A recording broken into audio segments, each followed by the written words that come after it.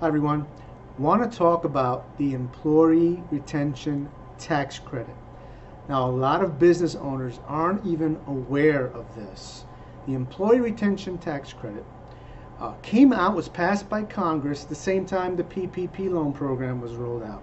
However, at that point in time, if you took a PPP loan, the law as it was originally written disqualified you from taking advantage of the employee retention credit, or as we'll refer to it, ERTC. So this credit disqualified you if you took a PPP loan. However, come December of 2020, that legislation retroactively changed the rules to enable you to take advantage of the ERTC if you took a PPP loan. Let's talk a little bit about that. So with the ERTC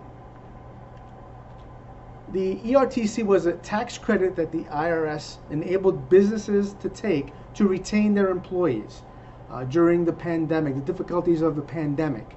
And there is no payback. This is a credit you will get from the IRS in the form of a check. Any business with a structure under 500 employees would qualify for this. And this also would be available for nonprofits and for startup businesses as well.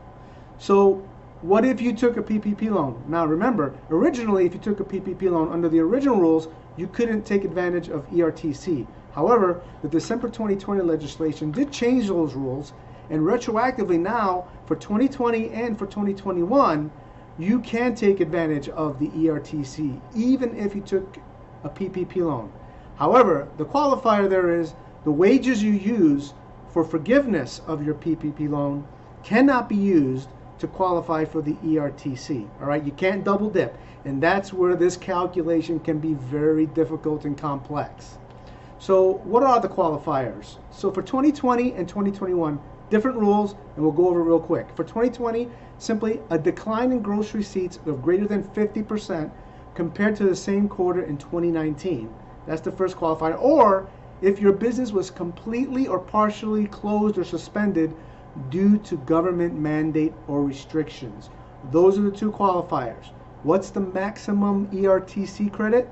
It's $5,000 per employee for the entire year. Now keep in mind, can't use the same wages for PPP forgiveness that you're using for the ERTC. But if you qualify, up to $5,000 per employee for the year. Now let's look at 2021. It gets a little more liberal because the qualifiers are if your gross receipts fell more than 20% in 2021 compared to 2019. Again, we're always referring to 2019. That was the pre-pandemic business operations.